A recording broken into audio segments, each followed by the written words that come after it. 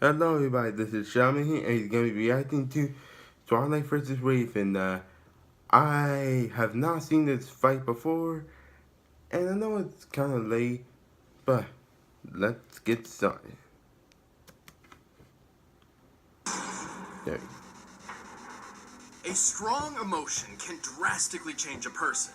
Fear can trigger instincts necessary for survival. Anger can increase adrenaline for incredible feats of strength. And for this edgy-looking chick in a wicked cloak, that's kind of her thing. This is Raven. From the day Raven was born in her home dimension of Azarath, she wasn't the most popular girl around. Yeah, it's not exactly a good sign when right as you're born the sky turns black and the whole world suddenly smells like farts. See, Raven is the daughter of a human mother and a fearsome demon. Who is literally made up of hatred. Not even kidding. Because of her heritage, Raven's own mental state holds the key to a fearsome inner power. She is an empath, a mage who can sense, create, and manipulate emotions. So her powers are all about feelings and stuff? That's pretty lame. Tell that to her when she scrambles your brain, or forces you to feel so greedy you steal from your boss. Oh, you don't need to convince me to do that. Wait, what? That's pretty intense. But hey, she's got a lot more deadliness packed away under that cool cloak. When she was 18 years old, Raven met her father for the first time, and it, didn't go very well. Yeah, Demon Dad shot her mom with a grandma laser. That pissed off Raven so much, she finally let loose. This shadowy figure is her soul self, an extension of her spirit and manifestation of the powers inherited from Trigon. Raven often wields it as her primary means of offense and defense, though it can function on its own. I wish I had a pet bird that could do what the soul self can. This beauty lets Raven fly, use its eyes and ears, or just punch people like a big old battering bird. It can drain the energy and powers of others and also serves as a sort of pocket dimension, which Raven can trap a limited number of foes and objects within. Talk about convenient, but she can do way more. She can levitate, teleport, heal others, cast energy shields, phase through walls, and blast people with mystical energy beams. Pachoo, pachoo. But there is one drawback. To wield her power, Raven must embrace emotion, and too much emotion risks opening her mind to Trigon's corruption. When she gives in to her darker side, her entire personality changes. What's the matter? Afraid of the dark? Yeah, into that. Under a new persona appropriately named Dark Raven. Dark Raven is stronger, tougher, and freakier than your everyday Raven. She can shoot lasers from her eyes, disintegrate stuff with her hand beams, and shapeshift. And her soul self is so powerful, it can wipe I'm most pretty sure people Raven's off the gonna face win of the this earth in because an instant. However, Dark Raven's Twilight. incredible capabilities She's are not a that double-edged deadly, sword. By tapping into her father's demonic powers, she Like, you risks could say, transporting what about the Trigon himself Trigon to the fight? living realm, kickstarting devastation across the I meant universe. T-Rex. Kickstarting. Yeah, she had the Earth, and they were basically hiding. From Satan. Thankfully, she has been able to free herself from Trigon's control, granting her unlimited access to her own magical abilities. Kick the table. Sometimes she even wears white to celebrate the occasion. Or is that just for her wedding with Beast Boy? Oh wait, that never happened.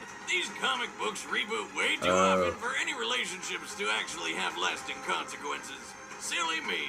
Last but not least, there's Raven's golden How many times a spiritual body the free from DC Trigon's Universe influence, which rebooted? manifested after she turned evil and had to be killed by her friends, the Teen Titans. Oh, that's messed up. It happens a lot, actually.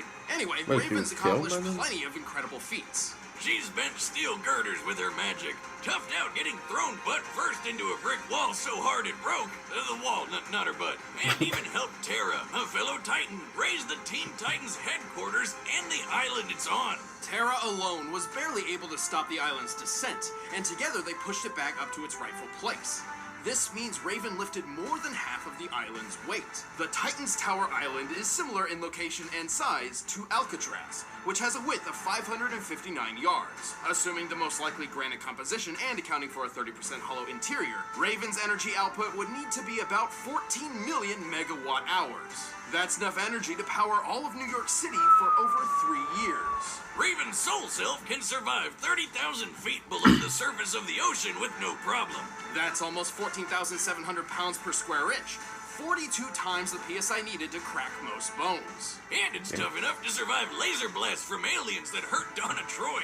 Who can survive moon-busting attacks? The villain Sparta's lasers could disintegrate people in an instant, which requires nearly 3 billion joules of energy.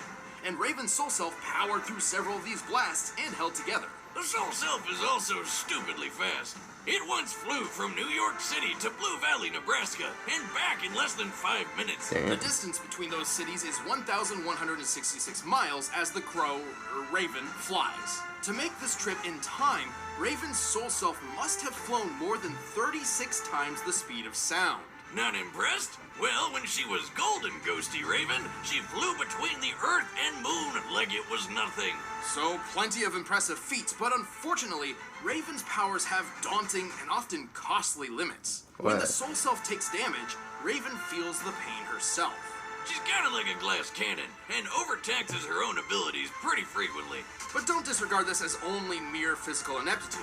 When Raven utilizes emotions in combat, she tackles that emotion head on. The more negative the emotion, the more pain she feels. And don't forget, she's also struggling not to feel so Satan doesn't show up. With all that going on at once, it's no wonder she passes out sometimes.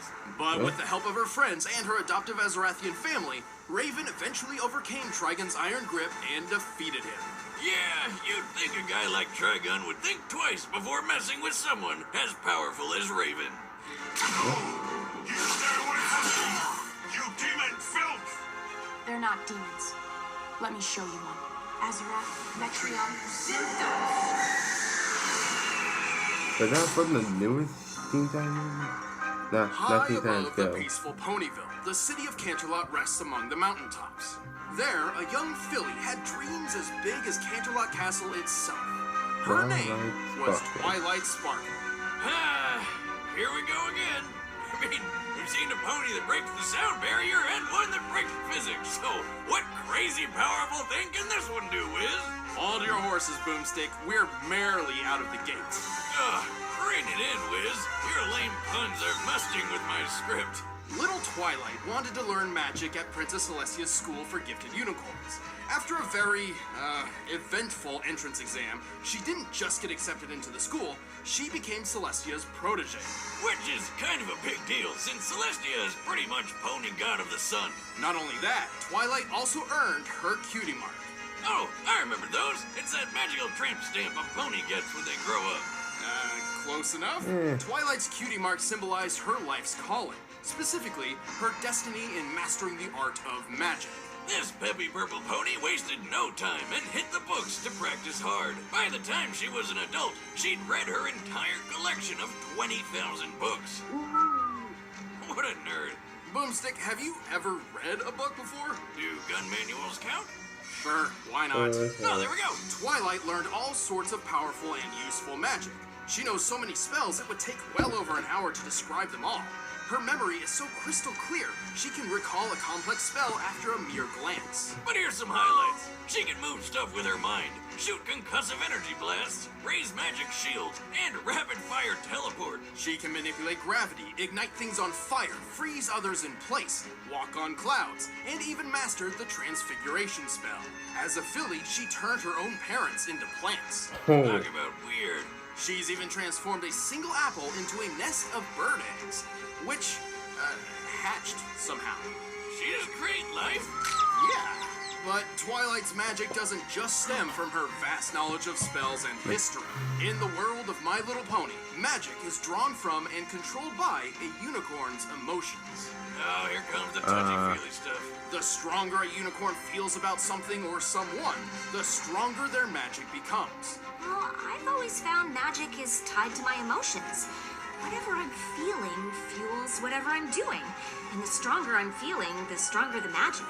Across Equestria, Twilight Sparkle is one of the few ponies to master the most powerful magic of all. The magic of friendship. Okay, Wiz, I know a metaphor when I see it. Isn't a night out with the girls so magical? Oh, no, that's not it at all. In truth, friendship is the only weapon powerful enough to defeat Equestria's most dangerous enemies. What? They weaponized friendship? Yup. Awesome. Hey, Wiz, you're my best buddy. You're friends forever. Come here, give me a hug. Where are the friendship lasers? Get off me. Oh, yeah, upside. I slipped. Twilight's friendship magic is at its most powerful when focused through the elements of harmony. When used together, these ancient artifacts are a near unstoppable force, even capable of overpowering the villain Tyrek after he stole Twilight's powers, along with the rest of Equestria's. Twilight's crown with her personal element contains a powerful magic in its own right, enough to literally change the fabric of reality in another dimension with its mere presence. And of course, we gotta talk about those wings of hers.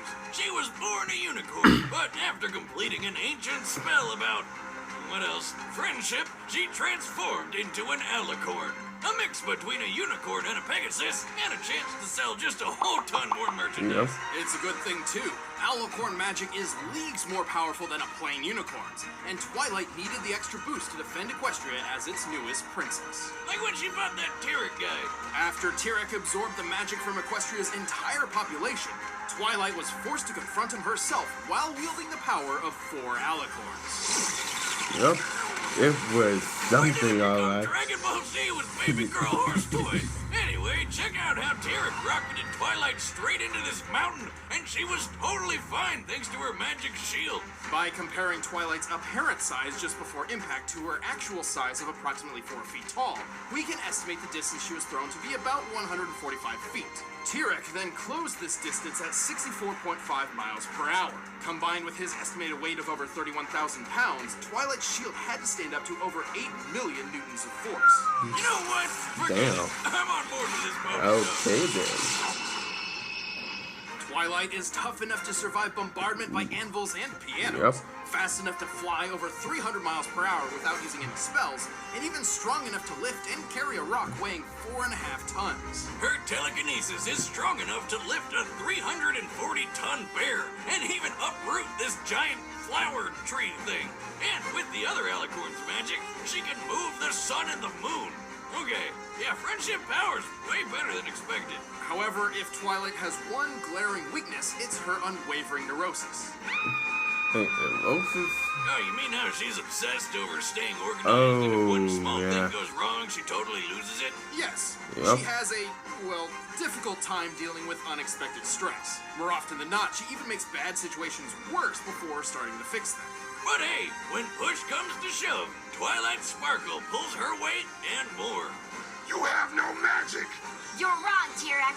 I may have given you my alicorn magic, but I carry within me the most powerful magic of all, the magic of friendship. Okay then. All right, the combatants are Still set. thinking Let's end this Raven debate will once and win. for all. But I first, still think Raven prepare will your win, loins for but me-undies. I'd be fucking surprised if she... In a world plagued by despair, darkness, and terrible underwear, there's only one company we trust to keep the Nope. Nope. Let's just move this along. Let's give it a try. Let's just move it to the fight.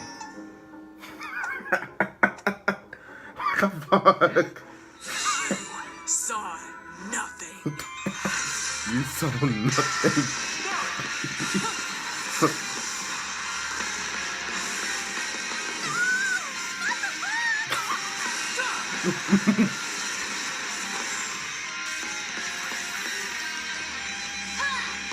Darkness take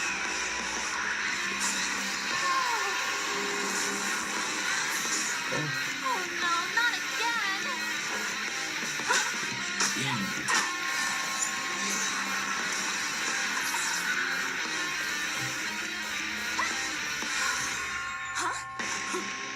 Hazarat Metrio Frenthos!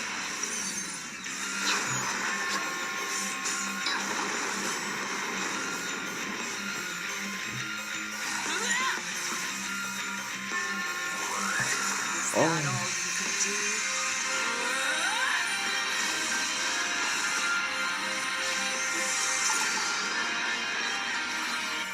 Please work.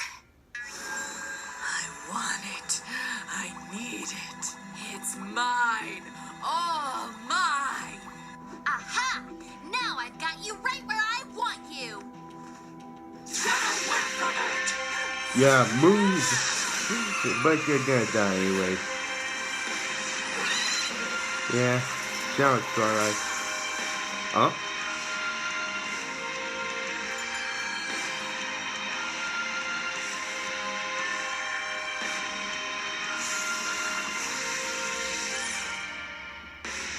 Oh. Oh.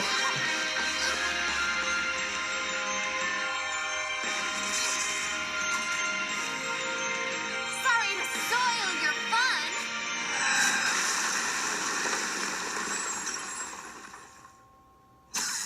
Yeah, I thought so. Yeah, Well, that was odd. I thought so. Dear Princess Celestia, today I learned that the only thing more powerful than friendship is a Man, giant that- bird spirit. man, that was colliding actually into pretty Mark close there. 36. This was a tricky one. Both Raven and Twilight possess numerous spells and techniques that could end the other quickly and easily. Since they were pretty even in how many ways they could finish each other off, this fight really came down to strength, durability, and Yeah, performance. First Raven. of all, it's pretty obvious Raven's telekinesis has been shown to be much stronger than Twilight's. But Wiz, what about when Twilight moved the sun and moon?